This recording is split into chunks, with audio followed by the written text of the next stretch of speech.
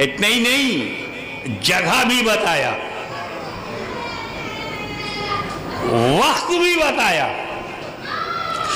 تاریخ بتائی، کب اتنے جمع ہوئے ہو؟ یہ ہزاروں کی تعداد میں جو اندر باہر لوگ ہیں، یہ یہاں تب آئے ہیں جب انہیں ٹائم معلوم، جگہ معلوم، تاریخ معلوم۔ لیکن جب میرا نبی مکے سے مسجد اقصی چلے تو کوئی پوسٹنگ نہیں، کوئی اعلان نہیں، کوئی اشتہار نہیں، اچانک جبریل آئے، اچانک براق پر بیٹھے، اچانک مسجد اقصی پہنچے، تو ان انبیاء کرام کی قبروں میں کیسے پتا کہ نبی آ رہے ہیں؟ چلو واہ واہ واہ واہ واہ واہ۔ اور یہ انبیاء کرام صرف مکہ مدینہ میں نہیں، کوئی مصر میں ہے، کوئی سیریا میں ہے، کوئی عراق میں ہے، کوئی عرب میں ہے، کوئی عجم میں ہے، ہزاروں ہزاروں میل دور قبریں۔ اب جب براق پر بیٹھ کر میرا نبی مسجد اقصی کے لیے نکلے تو ان نبیوں کو کس نے بتایا اقصی چلو مصطفیٰ آ رہے ہیں؟ یہ اپنی قبروں میں ہیں، قبروں میں لیٹے لیٹے انہیں کیسے خبر کہ مصطفیٰ اقصی میں آ رہے ہیں؟ چلو جماعت کریں گے، چلو نماز پڑھائیں گے، چلو امامت کریں گے، چلو۔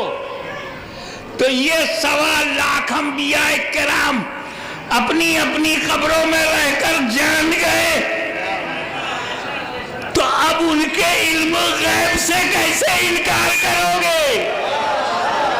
اور جب انبیاء کے علم غیب کا عالم یہ ہے تو مصطفیٰ کے علم غیب کا عالم کیا؟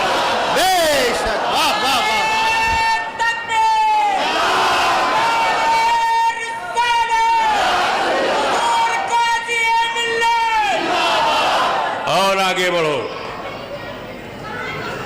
بچہ بچہ جانتا ہے کہ مردوں پہ نماز فرض نہیں ہے،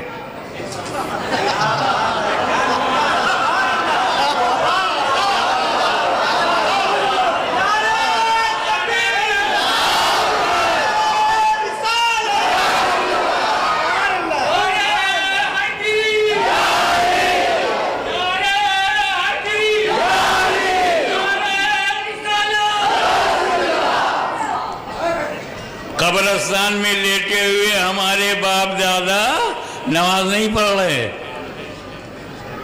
فرض زندوں پر ہے۔ عاقل و بالغ مسلمان زندہ ہوگا تب پڑھے گا، مردوں پہ نماز ہے۔ اب میرے نبی کی شان دیکھو، اس سے پہلے کہ میں خدا کا دیدار کروں، اس سے پہلے کہ مکہ سے لامکہ جاؤں، اس سے پہلے کہ سدرہ سے بھی اونچائی پہ جاؤں، اس سے پہلے کہ لامکہ پہنچوں، میں سارے انبیاء کو قبروں سے بلا کر نماز پڑھاؤں گا تاکہ نادان بھی سمجھ جائے انبیاء مردہ نہیں ہوتے۔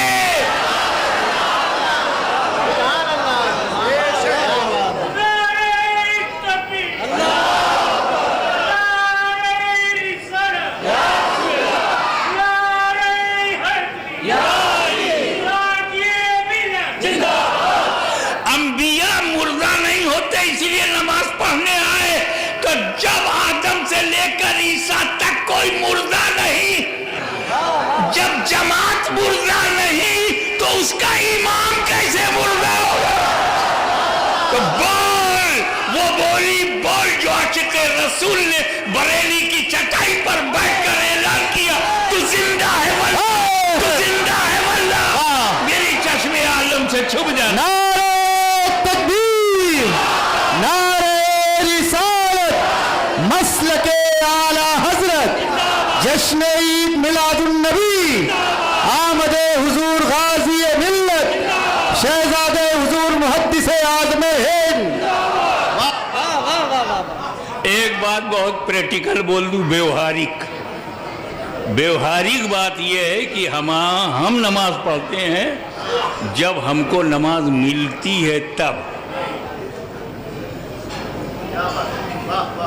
10 سال کا بچہ ہے، جب اسے نماز ملی تو اس نے پڑھنا شروع کیا۔ آپ نے کب نماز پڑھی؟ جب آپ کو نماز ملی۔ مفتی صاحب نے نماز کب پڑھی؟ جب ملی۔ ملتی پہلے ہے، پڑھتے بعد میں۔ علماء کرام نماز ملتی پہلے، انہیں پڑھتے بعد میں۔ مشائخ کو نماز ملتی پہلے ہے، پڑھتے بعد میں۔ امت رسول کو ملی پہلے، پڑھا بعد میں۔ تو ایک ساری دنیا کے مسلمان نماز تمہیں جب ملی تب پڑھا، اور ایک میرا نبی ہے ابھی نماز ملی نہیں اور پڑھا دیا۔ نماز تو لامکہ میں ملے گی، پڑھا دیا دھرتی پر۔ تو بے پائے ہوئے جو پڑھا دے، تو پانے کے بعد جو پڑھے اسے امتی کہتے ہیں، اور جو پانے کے بغیر پڑھا دے اسے نبی کہتے ہیں۔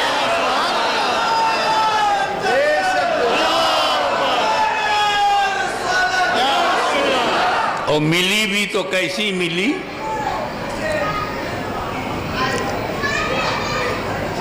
پچاس ٹائم کی، 50 ٹائمز۔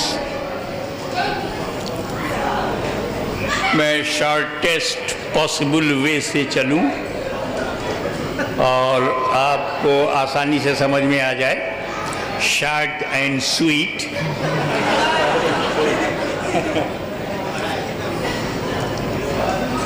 کیونکہ ہواؤں میں بڑی کھٹاس ہے تو اس میں تھوڑی سی میٹھاس، جہاں مسلمان ہوگا وہاں تو میٹھا میٹھا ہوگا۔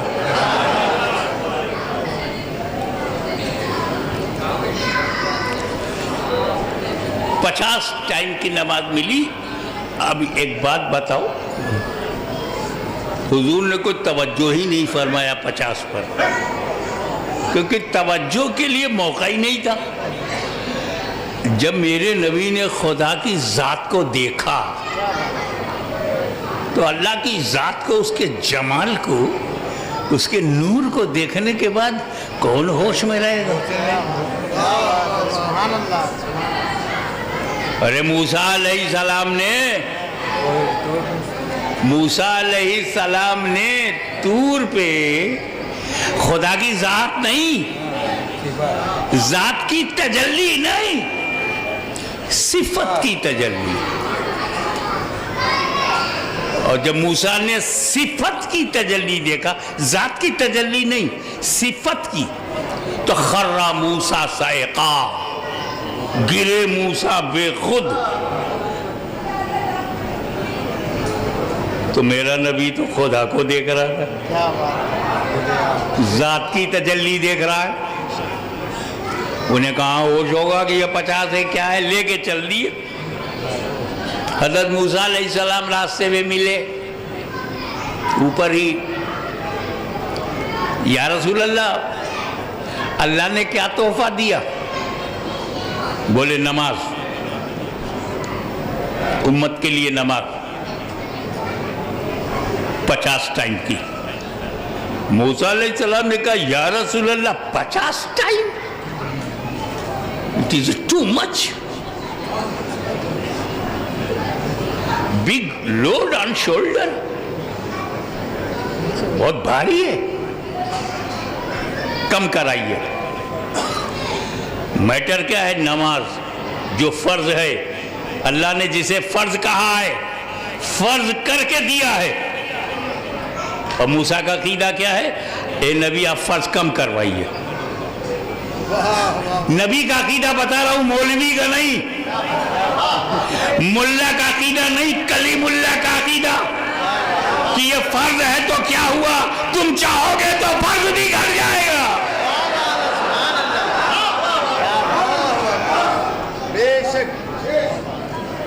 اور یہ عقیدہ موسیٰ کلیم اللہ ہے، اور حضور بھی کہتے ہیں اچھا ٹھیک ہے کم کراتا ہوں، یعنی یہ عقیدہ خود ان کا بھی ہے۔ مدینے والا بھی سمجھ رہا ہے کہ ہاں کراؤں گا تو کم ہو جائے گا، اور پھر جب وہ اللہ کے پاس گئے کہ اللہ کم کر دے تو اللہ نے بھی تصدیق کر دی، تو بولے گا تو کم ہو جائے گا۔ لیکن عجیب بات یہ ہے کہ 50 کو کم کرنے کے لیے اللہ نے 5 نہیں کیا کہ 50 چینج انٹو 5 ٹائمز. نو، 50 کو 45، صرف 5 کم کیا.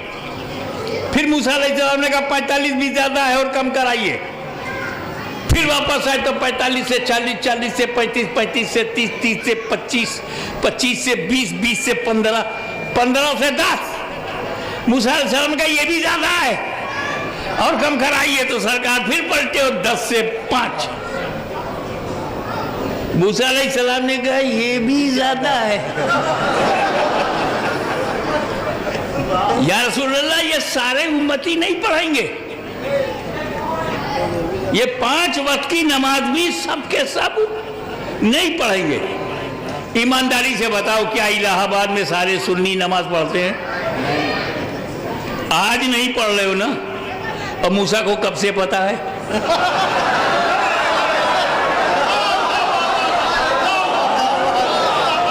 وہ کلیم اللہ کے علم غیب سے انکار نہیں کر سکتے تو رسول اللہ کے علم غیب سے کیسے انکار کرو گے؟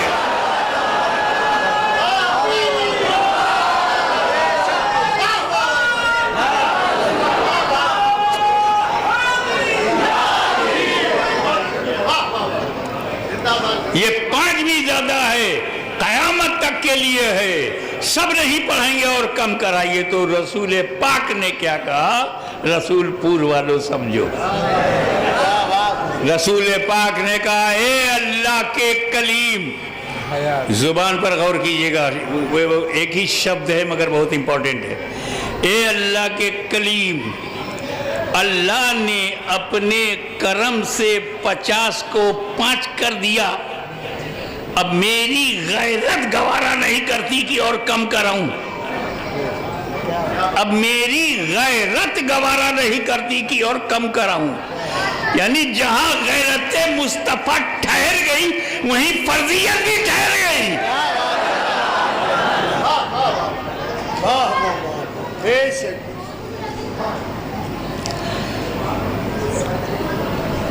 بس جس کی آنکھیں خراب ہوں اس کو سب خراب دکھتا ہے، کیونکہ خوبصورتی آنکھوں میں ہوتی ہے. Beauty in the eyes not out side.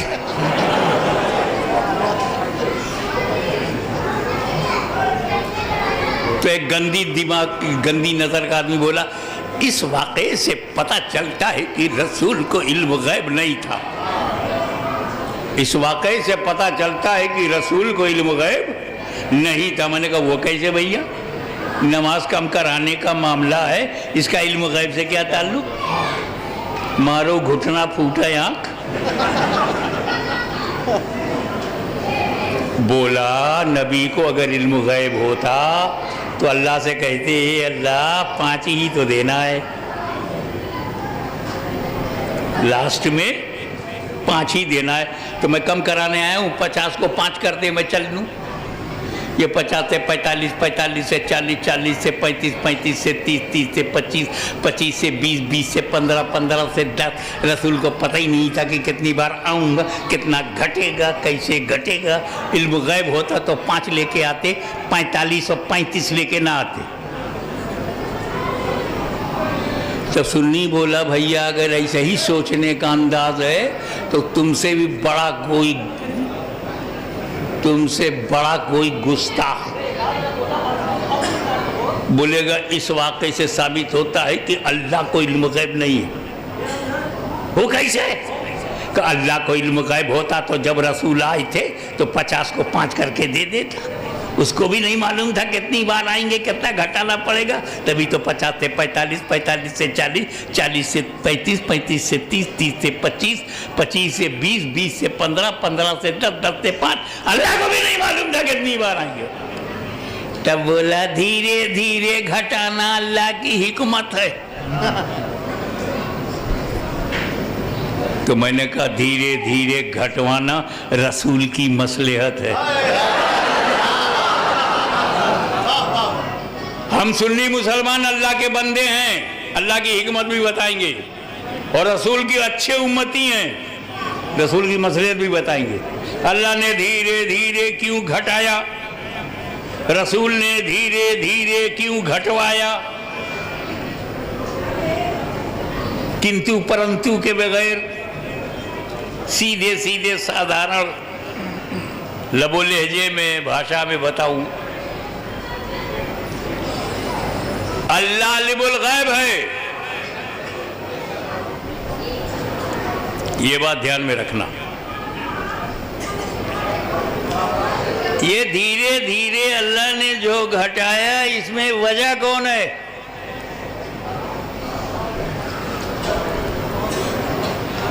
یہ حضرت موسیٰ آپ کیوں کم کروا رہے ہیں؟ وہ 50 ٹائم کی نماز لے کر آویں, 100 ٹائم کی لے کر آویں, 40 ٹائم کی لے کر آویں, سرکار لا رہے ہیں, اپنی امت کے لیے لا رہے ہیں. Why are you interested to reduce? آپ کم کرانے میں دلچسپی کیوں؟ یہ تو بنی اسرائیل کے لیے تو آ نہیں رہی ہے, آپ کی قوم کے لیے تو یہ نماز ہے نہیں, امت مسلمہ کے لیے ہے, چاہے جتنی ہو. آپ کی دلچسپی کیوں؟ آپ کا کوئی فائدہ؟ کا دلچسپی کی وجہ 2 ہے.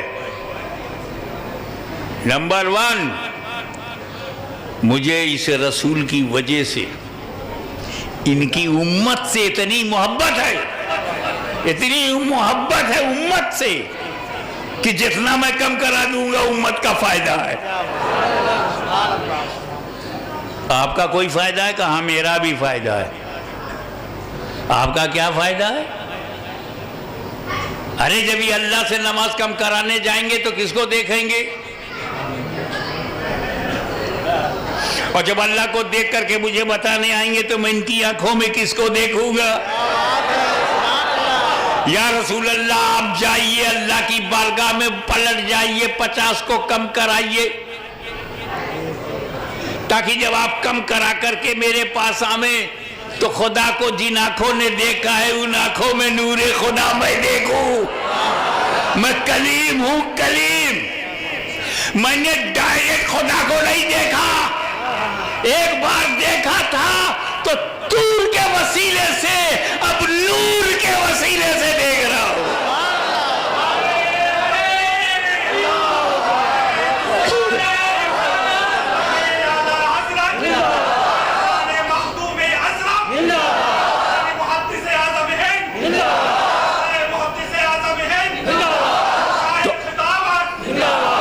حضرت موسیٰ علیہ السلام کے جذبے کو, ان کے دل کے ارادے کو, طلب کو, طلب کو, دیدار الہی کے ذوق, دیدار الہی کے شوق کو رب نے دیکھا تو 50 کو 5 نہیں کیا, 45 کیا. موسیٰ دیکھو, 45 سے 40 موسیٰ پھر دیکھو, 40 سے 35 موسیٰ پھر دیکھو, 35 سے 30 موسیٰ پھر دیکھو, 35 سے 30 سے 25 موسیٰ پھر دیکھو, 25 سے 20 موسیٰ پھر دیکھو, 20 سے 15 پھر دیکھو, 15 سے 10 پھر دیکھو, 10 سے 5 پھر دیکھو.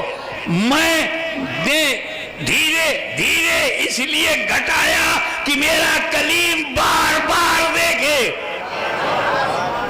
تو اللہ کی حکمت یہ ہے کہ دھیرے دھیرے گھٹاؤ تاکہ موسیٰ بار بار میرا جلوہ مصطفیٰ کی آنکھوں میں دیکھے. اور میرے نبی کی مصلحت کیا تھی دھیرے دھیرے گھٹوانے میں؟ اے میرے امتیوں, یہ جو براق آیا ہے, رف رف آیا ہے, جبریل آئے ہیں, یہ میری ضرورت نہیں ہے, میں ان کا محتاج نہیں ہوں, یہ تو میری شان شوکت دکھا رہا ہے اللہ تعالیٰ. وہ کہتے ہیں نا انگریزی میں VIP ٹریٹمنٹ ہو رہا ہے, اسپیشل سروس, پروٹوکول, کہ جبریل آ رہے ہیں, براق آ رہا ہے. سبحان الذی اسرا, ایک بار مجھے خدا لے گیا. سبحان الذی اسرا بعبدہ لیلا من المسجد الحرام, پاک ہے وہ ذات جو لے گئی راتوں رات اپنے بندے کو. تو ایک بار خدا لے گیا, ایک بار توجہ نہیں کیچ کرنا.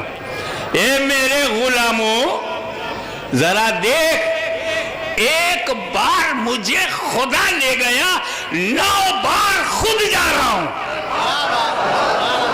ایک بار خدا لے گیا, 9 بار میں خود جا رہا ہوں. یہ مت سمجھنا کہ خدا کے لے جانے میں جبریل کا محتاج ہوں یا رف کا محتاج ہوں یا براق کا محتاج ہوں. اگر رب میں لے جانے کی قدرت ہے تو تیرے محبوب میں جانے کی صلاحیت ہے.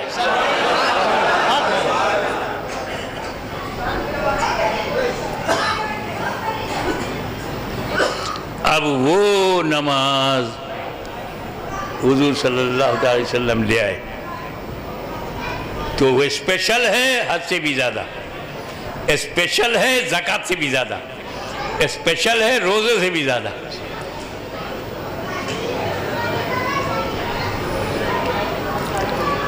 اب آؤ, حضور نے فرمایا جب ہمیں دیا تو کہا دیکھو صلو کما رأیتمونی اصلی,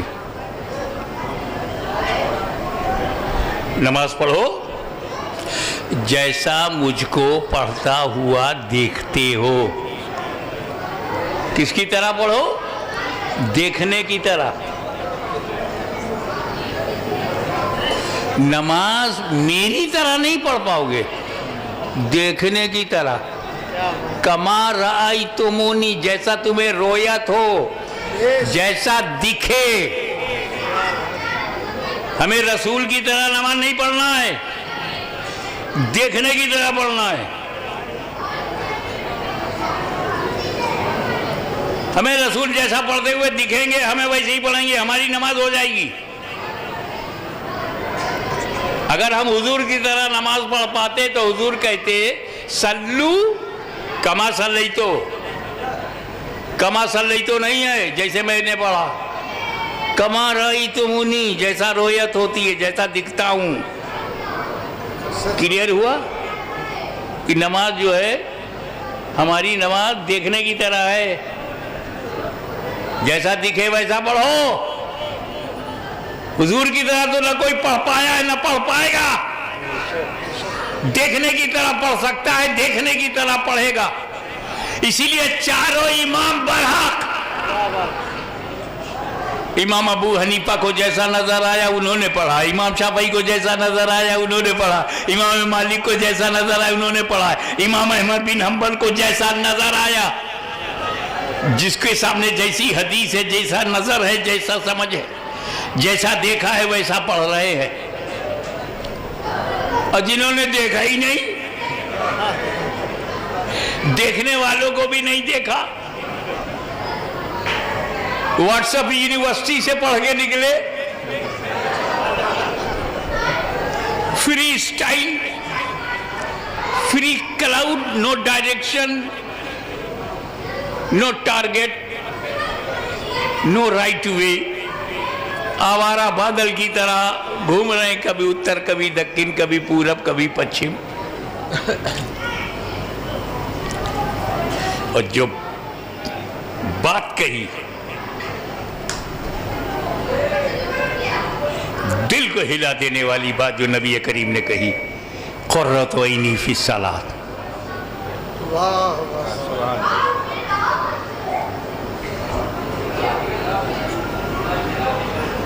coolness of my eyes into salah.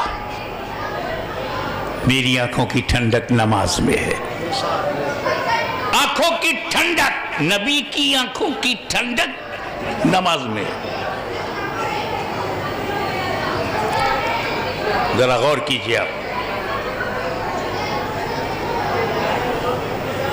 یہ نبی نے نہیں کہا قرۃ عینی فی الزکوٰۃ, زکوٰۃ میں میری آنکھ کی ٹھنڈک ہے.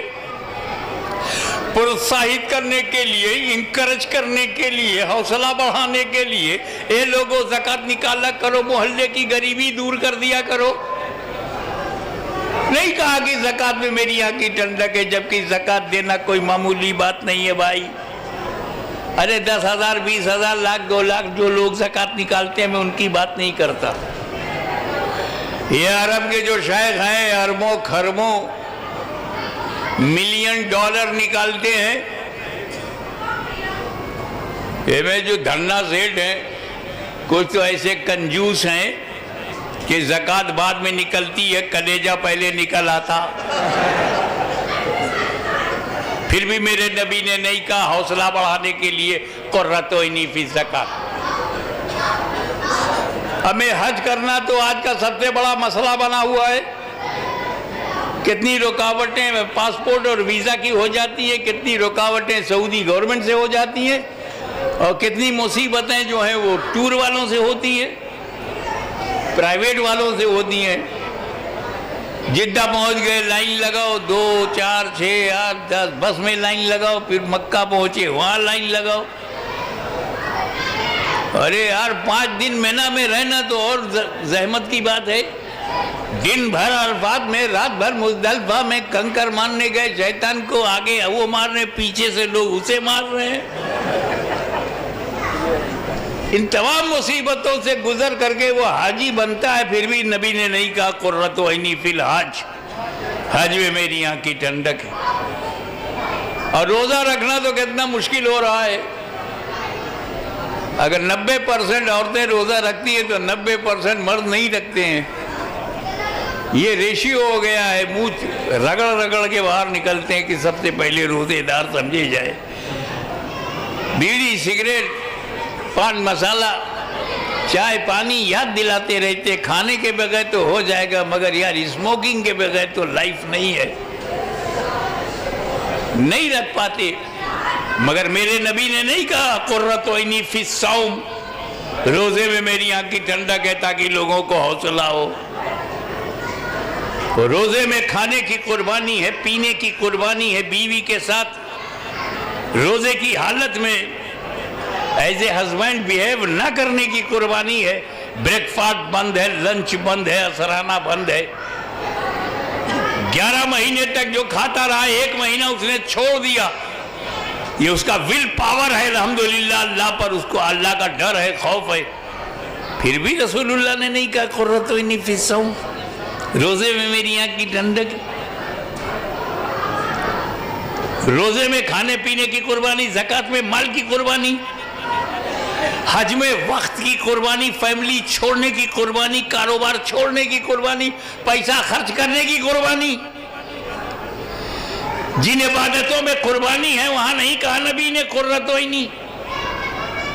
اور نماز کوئی قربانی نہیں، 1 لوٹا پانی، وضو کھڑے کے نماز پڑھ لیا بس۔ نہ زکوٰۃ جیسی قربانی نماز میں ہے، نہ روزے جیسی قربانی ہے، نہ حج جیسی قربانی، صرف 1 لوٹا پانی۔ اتنی آسانی، اللہ کی مہربانی۔ اب تو لوٹوں پہ بھروسہ نہیں، تو ٹوٹی لگا دیا، کھولو وضو کر لو۔ وہ نماز جس میں نہ وقت کی قربانی ہے، نہ پریوار چھوڑنے کی قربانی ہے، نہ مال لگانے کی قربانی ہے، نہ مسافرت کی قربانی ہے، گھر میں آئے مسجد میں نماز پڑھ لیا، اس میں نبی نے کہا قرۃ عینی فی الصوم، قرۃ عینی فی الحج، قرۃ عینی فی الزکوٰۃ نہیں، قرۃ عینی فی الصلاۃ، نماز میں میری آنکھ کی ٹھنڈک۔ ایسا کیوں؟ بات یہ ہے کہ نماز ایک ایسی عبادت ہے جو ہر وقت پڑھی جاتی ہے، بے شک بے شک، ہر لمحہ پڑھی جاتی ہے، ہر مومنٹ میں نماز ہے۔ جیسے میرے منہ سے یہ نکلا تو ایک مولوی صاحب کھڑے ہو گئے، بولے حضرت اوقات مکروہہ میں بھی، میں نے کہا مولوی صاحب الہ آباد میں جو اوقات مکروہہ ہے وہ اعظم گڑھ میں نہیں ہے، جو اعظم گڑھ میں اوقات مکروہ ہے وہ چھپرا میں نہیں ہے، جو چھپرا میں وقت مکروہ ہے وہ پٹنہ میں نہیں ہے۔ اور آسانی سے کیسے سمجھاؤں آپ کو؟ آج کل مغرب کا وقت کئے بجے ہے؟ 6:45 6:40 6:39 الگ الگ بتا رہے ہیں. ایک مہینہ ایسا ہے کہ اگر بچے سے بھی مغرب کا وقت پوچھو تو ایگزیکٹ بتائے گا. وہ رمضان کے مہینے میں. حضرت کل 6:20 پہ تھا, آج 21 پر ہے. ابے تجھے اتنا ایگزیکٹ کیسے معلوم؟ افطاری کا معاملہ پھنسا ہوا ہے.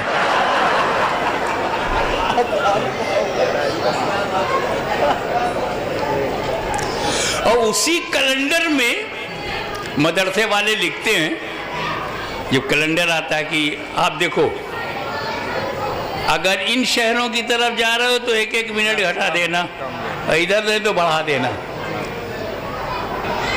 تو 6:39 پر ہے, اور آگے چلے جاؤ تو 6:40 پہ ہے, اور آگے چلے جاؤ تو 6:41 پر ہے, اور آگے چلے جاؤ تو 6:42 پر ہے, اور آگے چلے جاؤ تو 43 پہ ہے, اور آگے چلے جاؤ تو 6:44 پہ ہے, اور آگے چلے جاؤ تو 6:45 پر ہے. بڑھتے چلے جاؤ, ہندوستان سے افغانستان تک بڑھتے چلے جاؤ. اس وقت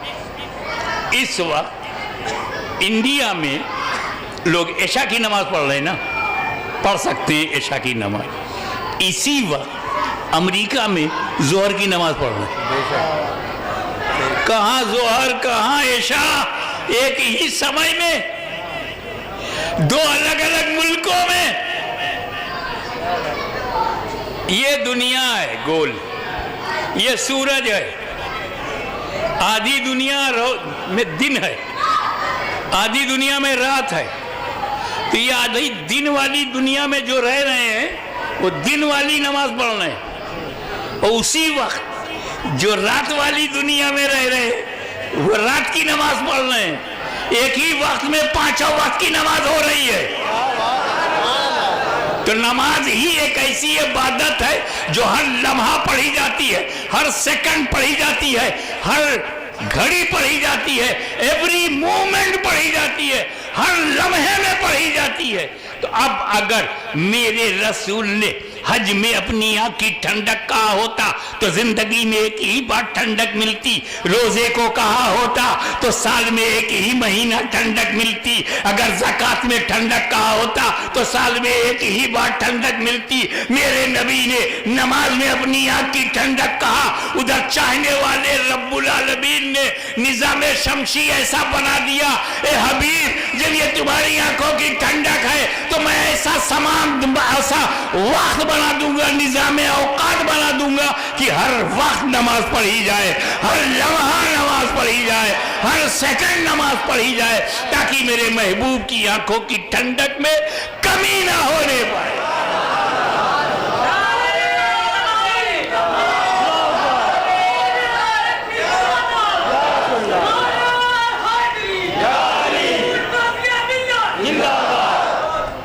اور یہ آخری بات جو قرآن نے فرق بتایا ہے کہ زکوٰۃ دو, چھٹی مل گئی سال بھر.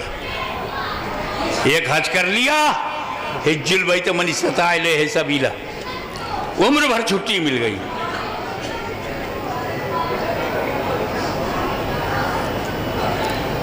تیس دن روزہ رکھا, چھٹی مل گئی سال بھر. 11 مہینہ کچھ نہیں. اور نماز کے لیے کیا کہا؟ واقیم الصلاۃ, نماز کو قائم کرو. پڑھو نہیں, قائم کرو. زکوٰۃ دو, دے دیا. حج کرو, کر لیا. روزہ رکھو, رکھ لیا. نماز پڑھو, پڑھ لیا. ایسے نہیں کام چلے گا. پڑھو تو قائم کرو. روزہ قائم کرو, حج قائم کرو, زکوٰۃ قائم کرو, کہیں نہیں, نماز قائم کرو. اور قائم کرنے کے لیے 2 بات ضروری ہے. پڑھنا ضروری ہے. پڑھو گے نہیں تو نماز اسٹارٹ ہی نہیں ہوگی, قائم کب ہوگی؟ اور نمبر 2, جو نماز پڑھ لیا ہے اس کو بچانا ضروری. بچاؤ گے نہیں تو بچے گی نہیں, جب بچے گی نہیں تو قائم کب ہوگی؟ کیا نماز برباد ہو سکتی ہے؟ کیا ہمارے سجدے برباد ہو سکتے ہیں؟ کیا رکوع برباد ہو سکتا ہے؟ کیا ذکر و تسبیح برباد ہو سکتے ہیں؟ ارے کہ سکتے میں تو ہو. وقت الہ آباد میں सेम टाइम सऊदीया में, उसी वक्त अमेरिका में, उसी वक्त ऑस्ट्रेलिया में। ये इल्म का आलम है। इतना ज्यादा इल्म उसे कुफ्र से नहीं बचा पाया। इबादत 6 करोड़ बरस, इतनी बड़ी इबादत उसे कुफ्र से न बचा सकी। पोजीशन, उसकी पोजीशन ईमान की हालत में। The door of paradise was open for him 24 hours. जन्नत का दरवाजा खुला, जब चाहे जाए, जब चाहे आए।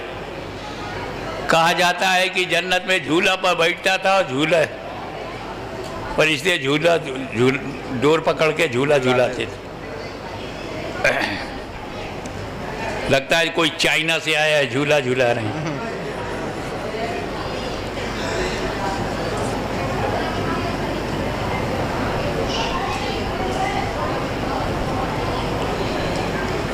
लेकिन अल्लाह ताला ने उसको जन्नत से निकाल दिया। Get out from paradise, go in hell. निकल जन्नत से, जा जहन्नम में। निकाल दिया ना। अबे किसी को इब्लीस से हमदर्दी है? आदम का ताजीमी सजदा करो, फसजदू, सारे फरिश्ते सजदों में चले गए इल्ला इब्लीस। ताजीम से इनकार। क्या समझे? ताजीम से इनकार को हल्के में मत लेना। नबी की ताजीम से इनकार को हल्के में न लेना। नबी की ताजीम से इनकार करने वाला अगर जन्नत में भी हो तो अल्लाह जहन्नम में डाल देता है। अंदर हो तो बाहर कर देता है। तो वो तो अंदर से बाहर हुआ, ये लोग तो पहले ही से बाहर हैं, अंदर जाएंगे कैसे? वही गलती अगर करोगे जो उसने किया तो अंदर जाओगे कैसे? तो इसका मतलब क्या है कि इब्लीस को इबादत करना आता था, बचाना नहीं आता था। इबादत इबादत है, लेकिन नबी की तौहीन करोगे तो इबादत गई, रिकॉर्ड खत्म। जन्नत देखा है तब भी बाहर निकलो।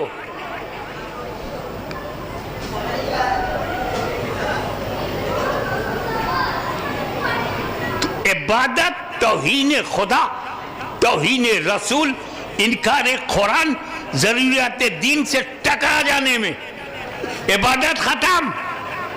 तो नबी की ताजीम न करना आज का नया प्रॉब्लम नहीं है।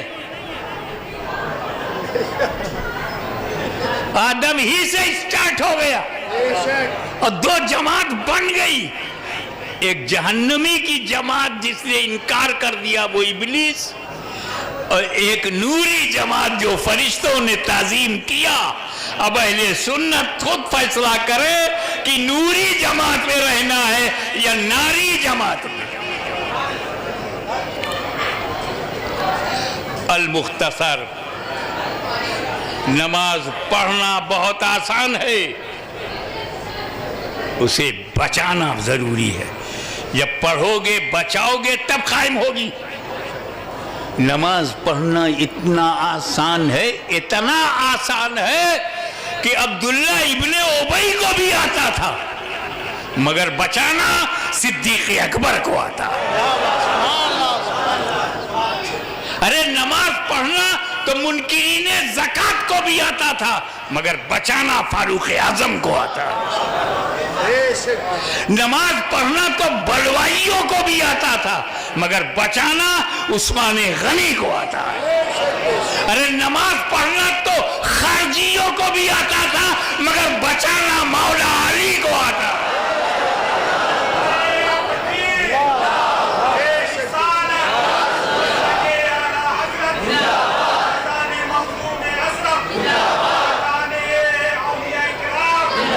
नमाज पढ़ना तो यजीदियों को भी आता था, बचाना इमाम हुसैन को आता है।